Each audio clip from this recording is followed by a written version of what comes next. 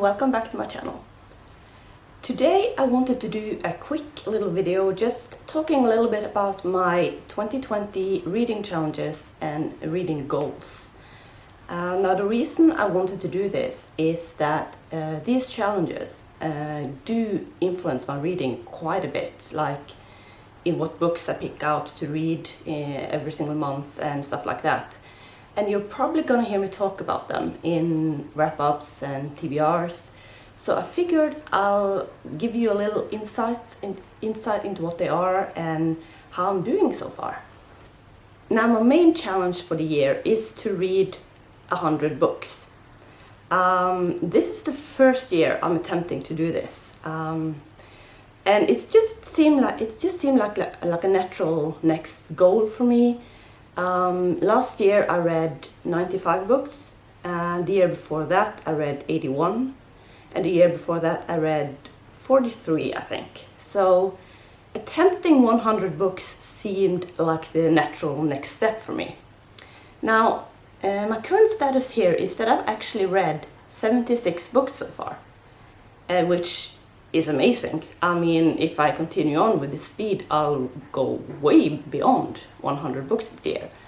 And I figured this would be a bit of a challenge for me to reach 100 books, but it's actually not been that hard. I don't know why, but yeah, I'm doing very well with this challenge. Now, another challenge I'm doing is the Pop Sugar Reading Challenge. This is an annual challenge. It goes on for the entire year. And I've been doing it for quite a few years now. The first few years I did it, it was pretty low-key. I would just fit the few books I read into the challenges without really giving it much of an effort. But last year I actually finished or completed the challenge for the very first time, and I'm attempting to do the same thing this year. Now, if you don't know what the Pop Sugar Reading Challenge is, it's like I said, an annual thing. It goes on for the entire year. It's 40 reading prompts, or 50 if you want to do the advanced prompts as well, where you basically need to read one book for each prompt. Now I really like this challenge because it gives me a way to pick out my books. I like having some guidance, I guess, to which books to read, and it also brings me out of my comfort zone a little bit. And the prompts tend to be a good mix of pretty easy prompts and a bit more difficult, so it's a nice thing to do throughout the year. My current status on this one is that I've completed 40 out of the 50 prompts, so I think I'm doing pretty well here. I do have some of the more difficult prompts left, or like prompts that I had a bit of a hard time finding books for, but I think I'll complete this one, no problem, by the end of the year. Now the next goal that I have, and it's not really a goal, it's more like a thing I try to pay attention to, I guess, is that I try to read the books that have been on my TBR the longest. So I made a list at the beginning of the year of the, I think, 18 books that I've had the longest. And these are books that I've had since before 2016.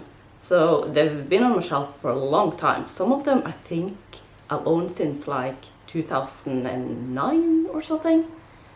Now I'm not doing great with this one. Out of the 18 books on that list, I've read or on hold 6 books so far.